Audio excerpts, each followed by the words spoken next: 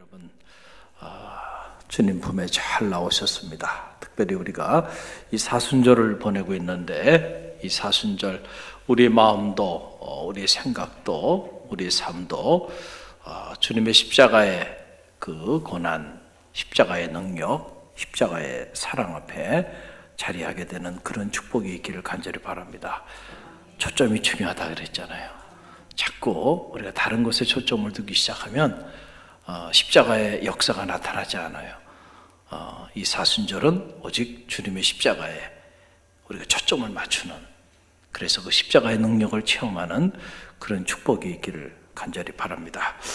오늘은 온유한 자의 축복, 온유한 자의 축복이라고 하는 제목을 가지고 우리가 잠시 말씀을 나누기를 원합니다. 이 시편 37편을 읽어보면 계속해서 의인과 악인, 악인과 의인에 관한 그런 말씀이 쭉 이어지고 있는 걸 보게 돼요. 시편 전체 주제이기도 하죠. 의인의 길과 악인의 길. 그런데 이 시편 37편 안에 돌아보면, 그러면 좀 더 구체적으로 그 의인은 어떤 사람입니까? 라고 이렇게 물어본다고 한다면 거기에 관한 답을 주는 거예요. 바로 의인은 온유한 자가 의인이 되는 거예요. 어떤 자가 의인이라고요? 온유한 자가. 그래서 오늘 본문 한 절 말씀인데요, 저 여러분이 함께 읽어봅니다. 그러나 온유한 자들은 땅을 차지하며 풍성한 화평으로 즐거워하리로다 그랬어요. 악인에 관한 이야기들을 쭉 하고, 그리고 의인에 관한 이야기를 해야 되는 그 대목에 온유한 자는 그렇게 얘기하고, 그리고 그 아래 의인에 관한 그런 축복의 놀라운 말씀들을 쭉 설명하고 있어요. 그러니까 시편 37편이 말하는 의인은 어떤 사람이에요? 온유한 사람이 의인이다. 그래서 예수님이 그 마태복음 5장 5절에서 이 시편 37편 11절 말씀을 인용하신 거예요. 그래서 8가지 행복에 이르는 길을 말씀하시면서 온유한 자는 복이 있나니 저희가 땅을 기업으로 얻을 것이다. 자, 이 개역 성경의 번역이 이렇게 번역하고 있고, 저의 새로운 번역은 온유한 자는 행복하다. 그들이 땅을 기업으로 얻을 것이다. 그러니까 우리가 하나님의 축복을 받는 일, 그리고 주님 안에서 진정 행복한 삶을 사는 길이 어디 있느냐 하면은 온유한 자가 되는 거예요. 그러니까 여러분이 행복하지가 않아. 여러분의 마음이 자꾸 불행하다는 느낌이 여러분 안에 자리하고 있다고 한다면 한번 여러분을 점검해 보시길 바랍니다. 내가 온유한 사람인가, 그렇지 않은가. 온유하지 않으면요, 자꾸 화를 만들어. 그래서 자기가 만든 그 화 때문에 자기가 불행해지는 거예요. 할렐루야. 악인이 왜 망하는 줄 아세요? 자기가 파놓은 그 함정 때문에 자기가 망하는 거예요. 다른 사람이 악인을 망하게 하는 게 아니라니까요. 악인이 악한 말하고 악한 행동하고, 그리고 다른 사람을 죽이고자 함정 파고 사자굴 파고, 악인들을 자기 스스로가 해놓은 그 덫에 자기가 걸려서 자기가 죽는 거예요. 할렐루야. 할렐루야. 그러니까 악인의 길을 걸어가는 자들이 행복하지 못한 이유가 거기에 있는 거, 심은 만큼 걷는 거죠. 내가 뿌린 대로 걷는 거예요. 내가 선한 말을 심으면 그 열매를 걷게 돼요. 근데 내가 자꾸 누구에 대해서 악한 말을 계속 뿌려. 그러면 결국은 그 뿌린 씨앗이 나중에 누구에게 돌아와요? 나에게 다 돌아와요. 여러분이 가까이 있는 친구에게, 또 부부간에, 성도 사이에 여러분들이 선한 말이 아니고 악한 말을 막 퍼부어보세요. 처음에는 여러분의 입에서 나가지만, 그러나 그 나간 것이 여러분에게 돌아올 때는요, 몇십 배 더 큰 화가 돼서 여러분에게 다 돌아옵니다. 돌아오게 돼 있어요. 그 사람이 그렇게 말했어. 그럴 수가 있어? 여기에 이제 감정이 막 폭발하면서 말이죠. 더 큰 것이 내게 오는 거야. 근데 그것은 내가 뿌린 씨앗의 결과인 거야. 할렐루야. 온유한 자가 복이 있다. 온유한 자가 행복하다. 온유함을 심었으니 그 결실이 아름다울 수밖에 없다. 그래서 그런 자가 복이 있고 그런 자가 행복한 삶을 살게 된다. 그래서 이 부드러운 것이 강한 것을 이기는 거예요. 우리는 사실을 잘 알아야 돼요.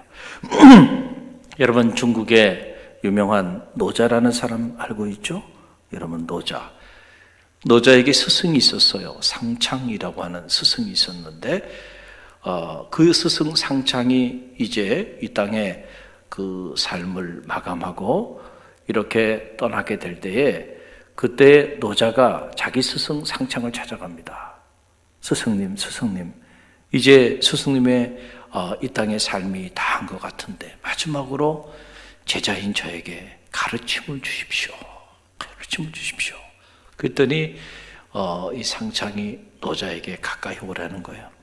그리고는 입을 벌리더니 내 이빨이 보이느냐 이렇게 물어본 거예요. 그랬더니 치아가 하나도 없는 거예요. 나이가 드셔서. 혀는 보입니다. 보니까 혀만 있는 거예요. 이제 알겠니? 그랬어요. 여러분 무슨 말인지 모르겠죠? 여러분은. 근데 이제 알겠니? 그러니까 노자가 예, 알겠습니다. 스승님 너무너무 감사합니다. 뭘 알았을까? 노자가. 그리고 스승 상창은 뭘 얘기하려고 했을까? 여러분, 강한 이빨보다는요, 부드러운 혀가 더 오래 간다는 거예요. 이해가 되세요?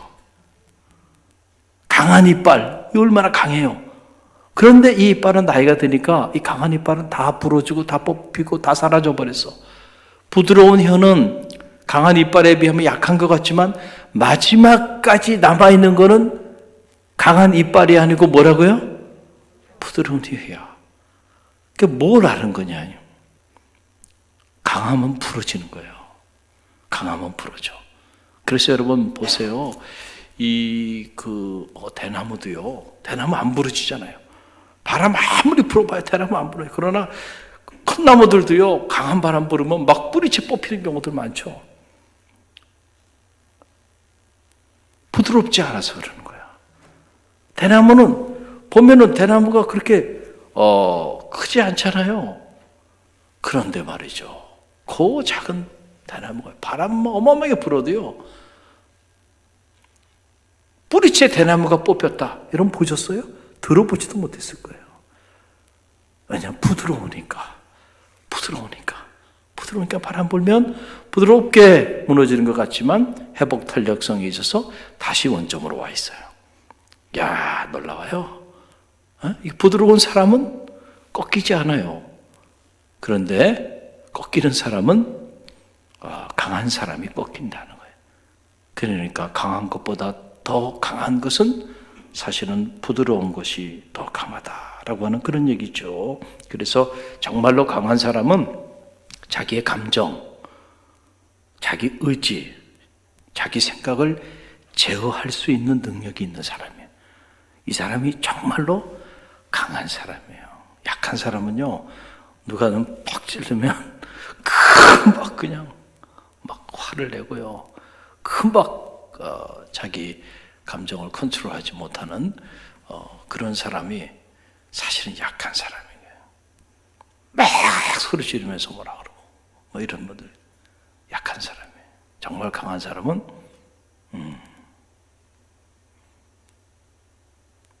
그렇게 막 소리 지르지 않다니까. 제가 강한 것 같아요, 약한 것 같아요? 여러분 앞에서는 제가 소리는 안 지른 것 같아. 지금까지. 자, 우리 사역자들한테는 야단칠 때는 소리 드실래요? 엄하게 합니다. 엄하게 훈련을 받아야 이분들이 사역이 얼마나 귀하고 한 영혼이 이렇게 얼마나 귀한지를 알아야 되기 때문에. 그러나 우리 성도님들에게는 제가 감정을 한 번도 폭발해 본 적이 없어요. 할렐루야. 은혜 있죠. 그러나 이 안에서 끓는 게 없기 때문에 그랬을까요? 에? 끓는 게 없기 때문에.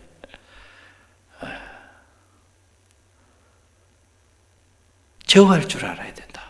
그래서 온유하다고 하는 말은 생각이 없고 감정이 없고 그냥 자기 철학이 없고 자기 주장이 없는 사람을 말하는 게 아니에요. 그런 차원의 부드러움을 말하는 게 아니에요. 온유라고 하는 말, 성경에서 말하는 이 온유라고 하는 말은 차원이 달라요. 이거를 헬라어로 프라우스라고 그러고 제 책 예수의 행복론 행복에 이르는 길에 보면 이 온유에 대한 데피니션, 온유에 대한 정의를 잘 해주고 있어요. 보세요. 자세히 설명을 해주고 있습니다. 쉽게 말씀드리면 온유하다고 하는 것은 이런 거예요. 사자나 이런 호랑이처럼 아주 그 야생 동물, 거친 야생 동물, 그 거친 야생 동물을 이제 주인이 잘 훈련을 해서 조련을 해서 길을 들여서 그 무시무시한 야성을 가지고 있는 그 야생 동물이 주인의 말에 따라서 그렇게 부드럽게 순종하며 움직이는 그 조련된 상태, 그 상태를 프라우스라고 하는 거예요. 그러니까 그 안에는요, 야생의 그 야성성이 있어. 그런데 훈련을 받아서 제어가 되는 거예요. 누구의 뜻에 따라 제어가 돼요? 주인의 뜻에 따라 제어다. 앉으려면 앉고요. 일어서라면 일어서고요. 먹으려면 먹고요. 멈추려면 멈추고요. 할렐루야. 이게 온유한 거예요. 그러니까 사람에게 적용한다고 한다면 그런 거죠. 본래 성격이 말이요. 이게 평범한 사람이 아니란 말이에요. 그런데 하나님의 말씀으로 뭐가 됐어요? 훈련이 됐어. 그래서 하나님의 그 뜻대로 앉으려면 앉고 일어서라면 일어서고 가라면 가고 섬기라면 섬기고 멈추라면 멈추고 그래서 우리가 하나님의 말씀에 잘 조련이 돼서 그 말씀대로 살아가는 그 삶의 상태를 우리가 온유하다고 말하는 거고 이러한 온유한 자가 곧 시편 37편이 말하는 의인이라는 거예요. 의인이 다른 게 의인이 아니고 할렐루야. 이것이 의인이다 라고 하는 그러한 이야기입니다.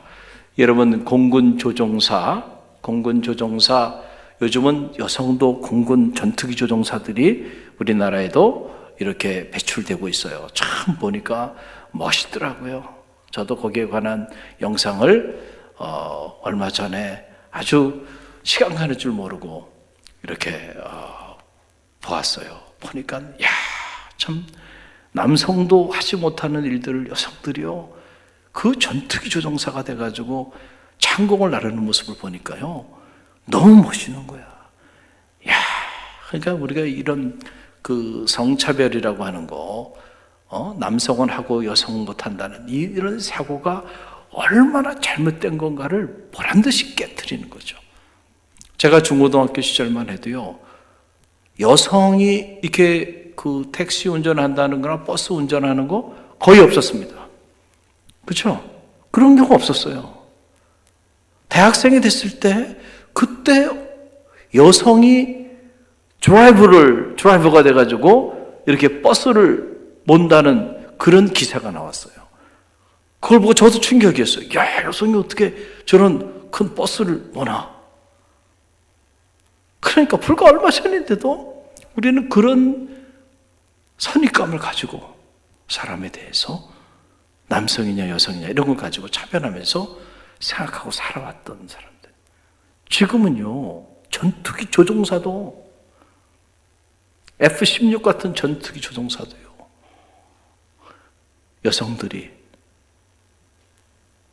파일럿이 돼서 몬단 말이에요. 그런데 이 전투기 조종사가 어느 날 갑자기 되는 게 아니고요. 보니까 훈련에 훈련, 또 훈련에 훈련, 테스트에 테스트. 그래가지고 공군사관학교 나왔다고 뭐 다 아니에요. 다 떨어집니다. 다 떨어지고요. 그래서 한 사람의 전투기 조종사를 만드는데 87억 원이 든대요. 훈련시키는데 87억 원.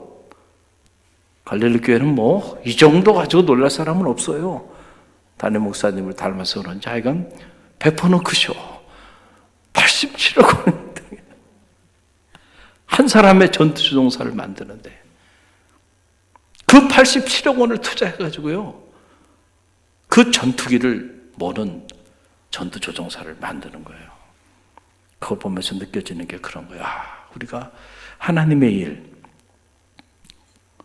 우리는 하나님의 일을 하는 것을 너무 경홀히 여기는 경우도 종종 있어요. 그러나 여러분, 하나님의 일은 생명을 다루는 일이에요. 그래서 생명사역이라고 우리가 말을 하는데, 자, 이 생명사역의 사역자로 우리가 쓰임받기 위해서는 훈련이 필요할까요? 필요하지 않을까요? 아니, 전투기 하나 모는데 87억 원이 들 정도로 엄청난 돈과 시간과 열정을 투자해가지고 사용하는데, 사람의 생명을 살리는 그 일을 하는 이 거룩한 사명 앞에 어떻게 우리가 아무런 훈련도 받지 않고 이 일을 할 수 있을까요? 있을 수가 없는 거예요. 그래서 갈릴리 교회는 1단계, 2단계, 3단계 훈련의 과정이 있고, 지금도 이 자리에 2단계 훈련을 하시는 분들이 있어요. 사업을 하면서도 바쁜데도 새벽에 나와서 밤늦게 또 피곤한데 와서 말씀과 기도로 훈련을 받는 거예요. 몸부림치는 거죠. 할렐루야. 훈련을 받아야 온유한 자가 되죠. 어느 날 갑자기 온유한 자가 될까요? 아니야. 그게 쉽게 되는 게 아니에요. 여러분, 성경을 보게 되면 하나님께서 모세를 세상에서 가장 온유한 자라고 이렇게 칭하고 있는 걸 보게 돼요. 그 내용이 민수기 12장 3절에 나오는데, 이 사람 모세는 온유함이 지면의 모든 사람보다 더하니라 그랬어요. 아니, 모세가 아닌 것 같은데요, 목사님? 뭔가 이거 잘못된 거 아닙니까? 왜냐하면 모세가 40살에 마흔이면 자기 얼굴에 부록의 나이, 얼굴에 책임을 지라 그랬는데, 모세가 나이 마흔에 자기 성정을 억누르지 못하고 사람을 패 죽였잖아요. 이집트에서. 여러분 아시죠? 그 내용을? 그러니까 모세도 성격이 만만한 사람은 아닌 거예요. 아니, 자기 성정을 이기지 못하고 사람을 패서 죽였어요. 살인자입니다. 성격이 평범한 성격 아니에요, 모세. 그런데 왜 하나님께서는 모세가 온유한 자라고 이렇게 말씀하셨을까? 이때 말씀하실 때 모세의 나이는 40년 동안 미디안 강야에 가서요, 철저하게 훈련받은 거야. 나이 40 돼서 그 성격 가지고는요, 생명을 살려?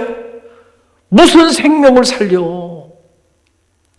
생명을 죽이지 않으면 다행이야. 죽이지 않으면 다행이야.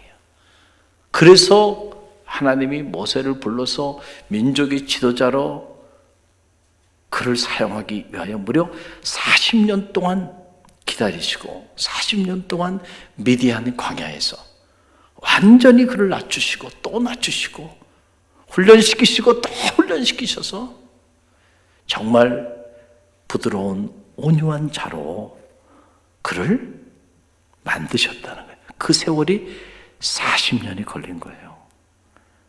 할렐루야. 할렐루야.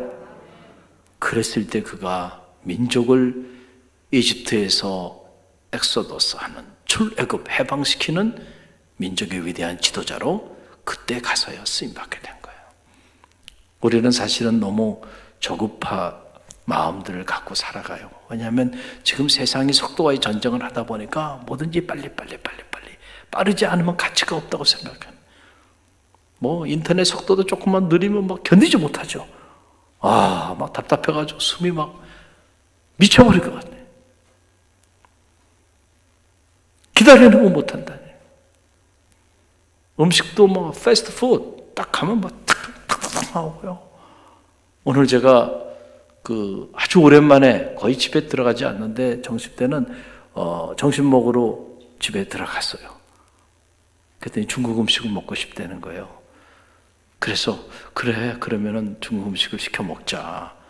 그래서 짜장면, 짬뽕, 그리고 저는 욕심이 많아서 짬뽕도 있고 볶음밥도 있는 거, 그걸 한번, 왜 가운데 이렇게 나눠진 거 있잖아요. 그래서 그걸 한번 시켜보자. 오랜만에 한번 그걸 한번 먹어보자. 그래서 우리 딸하고 집사람하고 저하고 시키라고 그랬어요. 시켰는데 5분도 안 돼서 오는 거야. 깜짝 놀랐어요. 아니 우리가 뭘 시킬지 알고 준비를 다 하고 포장 다 해놓고 딱 기다리고 있다가 그렇게 와도 그 시간이 못 오는데, 이야, 대한민국은요 정말 배달의 민족이야. 이 수준은 세계적이라고 저는 봐요. 어느 나라 어떻게 이런 일이 일어날 수 있냐. 그래서 제가 가만히 먹으면서도 이게 가능한 일이야? 이게 가능해? 어떻게 이게 가능해? 음식을 다 만들어가지고 포장해서 기다리고 있다가 와도 어려울 텐데 어떻게 이렇게 빠를 수가 있어? 그랬더니 우리 딸이 하는 말이, 아빠 원래 그래. 원래 그렇대. 얼마나 빠른지 몰라요. 야, 그러니까 여러분, 우리도 모르는 사이에 이렇게 뭐든지 신속하게, 인터넷으로 여러분 뭐 이렇게 온라인 쇼핑 딱 해보세요. 요즘 쿠팡은 그 다음날 새벽에 딱 와 있어요. 아무리 길어도요 2, 3일이면 다 날라옵니다. 이야, 세상이 변해도 이렇게 바뀌었구나. 그러니까 이렇게 빠른 세상에 우리 살다 보니까 신앙생활 하는데도 뭔가 기도해도 말이죠, 오늘 기도했으면 내일 새벽에는 응답이 돼야지. 속이 우라통이 터지는 거야. 하나님이 너무 답답하잖아요. 좀 빨리 해야지. 좀 요즘 세상이 어떤 세상인데 언제 응답하시려고 그래. 답답한 거예요. 그러나 세상은 그렇게 돌아가지만 하나님의 방법은 세상의 방법과는 다르다는 거예요. 빠르다고 다 좋은 건 아니에요. 할렐루야. 때로는 숙성이 돼야 맛이 나는 거예요. 그렇잖아요? 음식도 숙성이 돼야 맛이 있지. 그거 빨리 한다고 막 그냥 숙성도 제대로 시키지 않고요. 그냥 더운 불로, 강한 불로 막 해가지고 빨리빨리 익히고 빨리빨리 해가지고 당장은 그게 요리가 된 것 같지만 그런 음식하고요 오랫동안 숙성된 장에다가, 그렇잖아요? 오랫동안 숙성된 김치에다가 오랫동안 숙성된 그런 그런 음식을 가지고 만든 그 요리는 차원이 다른 거 아닐까요? 할렐루야. 사람도 마찬가지. 하나님의 사람을 들어 쓰실 때는요, 때로는 이렇게 훈련의 기간, 연단의 기간께서 너 그 핏대 올리는 그거 제어하지 못하면 쓰임받을 생각하지 마라. 조금만 내 마음에 안 들면 그냥 팍 하면서 소리를 팍 지르고, 조금만 내 뜻대로 안 되면 그냥 막 화를 내고, 내 주장대로 안 하면 막 견디지 못하고, 다른 사람 주장대로 끌려가는 거 견디지 못하고, 막 이런 사람들, 쓰임받기 어렵다. 쓰임받기 어렵다. 프라우스가 돼야 된다. 뭐가 돼야 돼요? 온유한 자로 절연되고 훈련이 돼서 자기를 제어할 수 있는 능력을 갖춰야 하나님이 쓰시는 거예요. 여러분, 어느 교회 집사님 이야기예요. 우리 교회 집사님 얘기는 아니고, 이 집사님이 교회 일도 열심히 하고 열정적으로 잘 섬겨. 그래서 어느 날 담임 목사님이 신방을 갔어요. 그런데 이 집사님은 신앙생활을 열심히 하는데 남편하고 아이들은 교회를 나오지 않는 거야. 그래서 담임 목사님이 그 남편과 자녀들을 좀 인가기도 시키고자 하는 그런 마음을 가지고 갔는데, 마침 목사님이 오시니까 이 집사님이 맛있는 음식을 대접하려고 주방에서 막 요리를 하고 음식을 준비하는 거예요. 그 사이에 목사님이 그 남편하고 대화를 잠깐 나눈 거예요. 남편은 목사님 온다 해서 도망가고 싶었는데 아내가 하도 강건해가지고 그냥 억지로 앉아있었던 거야. 그런데 이제 그 남편한테 목사님이 넌지시 얘기를 한 거예요. 왜 같이 좀 신앙생활을 하시면 안 되겠냐고. 그랬더니 그 남편이 자기 속 얘기를 하기 시작하는 거예요. 목사님 하세요? 뭘 알아? 목사님 하세요?부터 시작해가지고 하는 말이 사실은요 저희 집사람이요 성격이 얼마나 평범하지 않아요. 저도 무섭고요 우리 아이들도 무서워한다는 게 다 하는 말은 옳은데 그 성격이 만만치가 않아가지고요. 그래서 우리가 교회는 안 간다는 거예요. 그 얘기를 듣고 목사님은 몰랐죠. 근데 그 얘기를 듣고는 충격을 받은 거야. 그러고는 이제 교회로 오셨는데, 여러분, 목사님이 그 얘기 듣고 그 집사님 딱 불러서, 집사님, 이렇게 됐는데 어떻게 된 거야? 그렇게 하면 되겠어? 이렇게 말을 하면 될까요? 안 될까요? 그거 안 된다 그랬잖아요, 여러분. 여러분 그렇다니까. 안 된다 그래. 왜 안 된다 그러냐면, 그렇게 말하면 여러분 다 상처받고 또 시험에 빠진단 말이에요. 그러면 그 집사님의 성격이 이제 목사님에게도 나타난단 말이에요. 목사님도 그냥 확 말아! 그러면서 그냥 얼굴도 보지 않고 그냥 상처받았다 그러고, 목사님 내 마음도 몰라주고 막 또 그럴 거란 말이에요. 그 이 목사님이 기도한 거예요. 그 여자 집사님을 위해 기도한 거예요. 기도하고 또 기도하고 충분히 기도하고, 그러고 난 다음에 아주 조심스럽게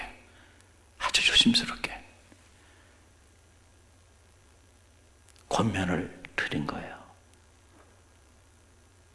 인가기도 하기를 원하시죠. 남편도 교회 나오고 아이들도 교회 나오고 온 가족이 신앙생활하면 얼마나 좋을까요? 목사님 너무 좋다. 그럴 수만 있다면 모든 걸 할 수 있다는 거예요. 그래? 그러면은 제가 집사님에게 말씀을 드리고자 하는데 제가 하는 얘기대로 하시겠냐? 목사님 그건 말이라고 하냐고. 그렇게 다 달래놓고, 그리고 난 다음에 말하면 돼요, 안 돼요? 이젠 돼, 그치? 이렇게 놓고 하면 상처는 덜 받아요. 그러고는 이제 조심스럽게 얘기를 하는 거예요. 아무래도 집사님이 이렇게 가정에서 조금 성정을 조금 줄이는 게 어떻겠느냐. 뭐 남편한테 들었다 이런 얘기 하면 안 돼. 그러면 큰일 나는 거예요. 그냥 기도하는 사람이니까 느낌으로 안다는 거지. 그렇게 말해야 돼요. 그렇게 말하고, 왜냐하면 선한 거짓말도 있잖아요. 그렇게 말해야지. 남편이 그때 이렇게 신방을 갔는데 이렇게 남편이 이렇게 얘기하더라 그러면 또 가서 그냥 또 뒤집어집니다. 그러니까 칭찬해 주면서 얼마나 혼자 신앙생활하는데 힘드냐고 말해. 격려해 주고 그러면서 넌지시 얘기를 하는. 그래서 남편에게, 아이들에게 한번 안 해본 거니까 이거 한번 해봐. 조금 성정을 줄여봐. 얘기를 했어요. 그리고 며칠이 지났는데 이 남편이 낚시광이래. 낚시를 그렇게 좋아한대. 그 낚시를 하고 어느 날 그 낚싯대를 가지고 방 안에 들어왔는데, 들어오다가 이 낚싯대에 이 샹드레 이게 걸린 거예요. 그래가지고 그거 새로 해놓은 지도 얼마 안 됐는데 그게 그만 떨어져서 깨져버린 거야. 아내가 그 자리에 앉아 있었어. 그러니까 이 남편이 무슨 생각을 했겠어요? 지금 낚시하고 갔다 온 것도 지금 이게 지금 난리인데 그거 가지고 들어오다가 얼마 전에 새로 해놓은 이 샹드레를 그냥 깨트려가지고 사단을 만든 거예요. 그러니까 남편이 이제 난 죽었다. 이제 집은 이제 또 그런데 이 아내가요 갑자기 남편을 보더니, 여보 안 다치셨어요? 그러니까 이 남편이 이게 지금 무슨 일이 일어나고 있는 건지 모르는 거예요. 지금 목사님이 신방 다녀간 다음에 얼마 있지 않아서 이게 지금 변화가 나타난 거예요, 집안에. 그래서 여보 다치지 않았냐고. 그러면서 그 깨진 샹들의 조각들을 아내가 다 이렇게 줬고요. 그리고 난 다음에 한번 해달라 그러나. 근데도 아무 얘기를 하지 않더라. 다쳤냐고만 물어보고. 할렐루야. 그러니까요, 이 남편의 생각을 하는 거예요. 이게 지금 무슨 일이 일어나는 건가? 무슨 일이 일어나는 건가? 목사님이 신방을 하고 간 지 얼마 안 돼서 아내가 바뀐 거야. 화를 났네, 화를. 분명히 화가 날 텐데 자기 잘못했어. 근데 화를 안 내는 거예요, 이 아내가. 그러니 남편도 생각이 있는 사람이잖아요. 그러니까 마음의 문이 열리기 시작하는 거야. 그리고 아내가 믿음으로 남편에게 권면을 하니까요, 남편이 그 아내의 말을 거절할 수가 없는 거야. 그래서 온 가족이 인가기도를 받게 되었다는 거죠. 그러니까 이 여자 집사님의 이런 행동이 바로 뭐예요? 프라우스예요. 속에는 막 끓어. 낚시를 하러 갔다 와. 그러다가 조용히 갔다 온 것도 아니고 말이야, 집안을 이렇게 아수라장을 만들어 정말 여기까지 올라오는 거야. 근데 그거를 주인의 뜻에 따라서 이 불쌍한 영혼을 구원하기 위해서 자기 성격을 어떻게 한 거야? 죽여버린 거야. 죽여버린 거야. 할렐루야. 그게 프라우스예요. 프라우스야. 온유한 자가 땅을 기업으로 차지한다. 저희 번역으로 하면 온유한 자가 행복하다. 온유한 자가 복을 얻는다는 거예요. 할렐루야. 할렐루야. 그래서 우리가 신앙생활 할 때요, 교회 안에서도 공동체 안에서도 성격 없는 사람 어디 있습니까? 다 성격 있죠. 저분은 참 인품이 있어서 착각하지 마세요. 그분이 그런 인품을 갖고 유지하는 데는 그동안에 살아온 세월이 있기 때문에 그런 거죠. 그 안에는 다, 그분도 다 성격이 있어요, 없어요? 다 있습니다. 불같은 성격, 한 성격들 다 합니다. 근데 그걸 다 제어하며 살아가는 거죠. 할렐루야. 그래서 우리가 공동체 생활을 하고 믿음의 길을 걸어간다고 하는 것은 그냥 막 생활하는 게 아니에요. 내 감정대로, 내 생각대로, 내 의지대로, 그게 아니고요, 자기를 제어할 줄 알아야 돼요. 그래서 잠언은 뭐라고 얘기했냐면, 이 자기 마음을 다스리는 자는 성을 빼앗는 자보다 나으니라 그랬어요. 거대한 성을 점령해서 빼앗는 것보다 더 강한 자가 누구냐면 자기를 다스릴 줄 아는 자, 노하기를 더디하고 자기를 다스릴 줄 아는 자가 정말로 강한 자. 그 사람이 누구예요? 프라우스, 온유한 자예요. 그런 자는 놀라운 축복을 누리게 되는데, 시편 37편은 이런 온유한 자에게 주는 축복, 온유한 자가 받게 되는 축복을 5가지를 얘기해요. 제가 짧게 말씀드릴게요. 첫째는 땅을 차지하게 된다는 거예요. 시편 37편 11절 말씀 함께 읽어봅니다. 화면에 나오는 거 읽어요. 그러나 온유한 자들은 무엇을 차지하며?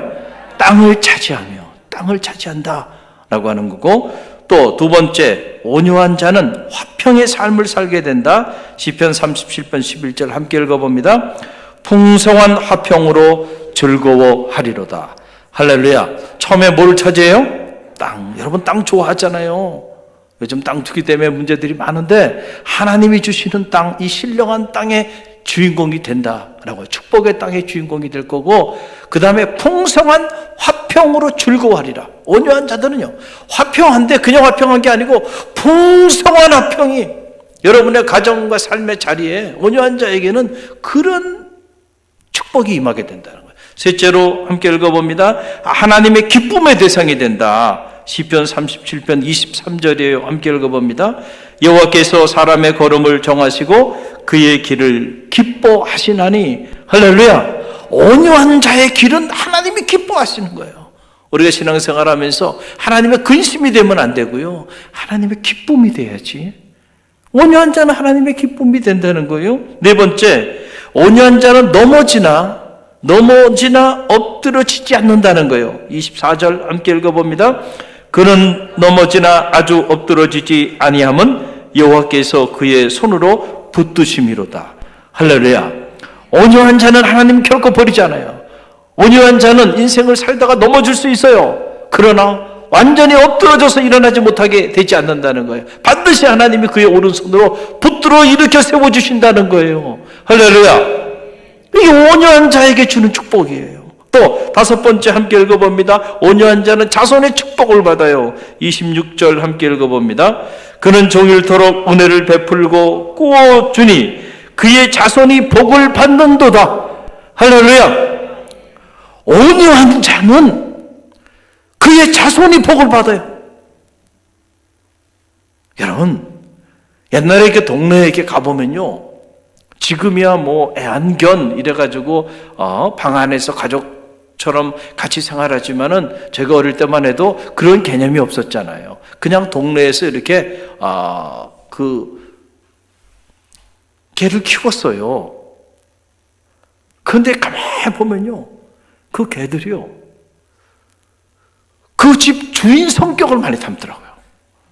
여러분 아시죠? 위험되죠?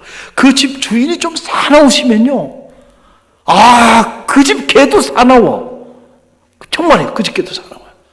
근데 그 집 주인이 아주 부드러우면요, 그 집 개도 부드럽다니까. 자, 여러분이 온유하게 사시면요, 그 온유함의 유산이 누구에게 트랜스포메이션, 누구에게 트랜스미션이 될까요? 누구에게 전달이 될까요? 자녀들에게. 그러니까 자녀들이 뭘 보고 잘할까요? 그렇지. 너무 잘하죠. 어려운 건데. 갈릴리 교회는 이 수준이 높기 때문에 다 아는 거예요. 할렐루야. 그러니까 자녀들이 어릴 때부터 누구를 보며 잘하는 거예요? 엄마 아빠를 보고 잘하는 거예요. 아이들이 사나워? 그러면 보지 않아도 뻔해요. 그 엄마 아빠는 사나워 안 사나워? 사나우신 분들이야. 아이들이 부드러워. 그러면 그 엄마 아빠는 부드러워 안 부드러워요. 본받음의 원리예요. 특히나 부모는 그냥 눈으로 보여주는 게 아니고 수많은 감정이 교감되어지는 거예요. 같은 공간에서 같은 피를 나누고 같이 살아가기 때문에요, 그 말로 설명할 수 없는 수많은 감정들을 자녀들이 다 교감하고 느끼며 살아가고 있어요. 그게 체득되고 있는 거예요. 오랜 동안 같이 살면서. 그러니까 그 아이들이, 여러분의 아이들이 어떤 인격과 어떤 인품을 갖고 자라기를 바랍니까? 그 원하는 대로 여러분이 사시면 돼요. 그러면 자녀들도 보면 여러분처럼 돼 있다니까. 가만히 보세요. 그렇게 된다니까. 근데 막 부모가 막 사납고 거칠고 이러면 자녀들도 같이 그렇게 가더라고요. 그러니까 온유한 자가 돼서, 할렐루야, 이 온유한 자에게 주는 이 축복을 여러분뿐만 아니고 여러분의 자녀들도 누리고 살 수 있게끔 하시라는 얘기예요. 그 온유함이 여러분의 자녀들에게도 가고 그 자녀들이 그 온유함의 축복의 열매를 또 따먹고 그 자녀의 자녀들이 또 유산으로 물려주고 또 유산으로 물려주고 또 유산으로 물려주는 거죠. 할렐루야. 우리가 이 말씀을 깊이 들어가서 묵상해 보면요, 축복의 원리가 나오는 거예요. 축복의 원리가. 신앙생활을 열심히 했어요. 그런데 왜 그 축복을 누리지 못하고 살아가는가? 이유가 어디 있는가? 말씀이 잘못됐기 때문이 아니고 내 삶이 말씀 앞에서 정직히 서지 못하고 이 말씀으로 내 삶을 수술하지 않았기 때문은 아닌지를 점검해 볼 필요가 있다는 거예요. 우리는 신앙생활을 하는데 진지하게 말씀 앞에서 나를 성찰하고 말씀의 거울 앞에 나를 수술하고 그래서 내가 말씀의 원리를 따라 살고자 몸부림치는 이런 진지한 훈련들을 받지 못하다 보니까 신앙생활을 오래 하고 직분도 있고 그런데 하나님이 약속해 주신 이 놀라운 축복을 누리지 못하고 사는 경우들도 많이 있다는 거예요. 오늘 여러분 이 밤에 잘 나오셨어요. 오늘 이 밤에 나오신 여러분들은 오늘 말씀의 주인공이 됐는 줄 믿으시길 바랍니다. 할렐루야. 이 말씀 붙잡으세요. 내가 온유한 자로 온유한 자에게 주시는 축복을 누리고 나누는 삶을 살게 하소서. 간단하죠? 그 축복이 있길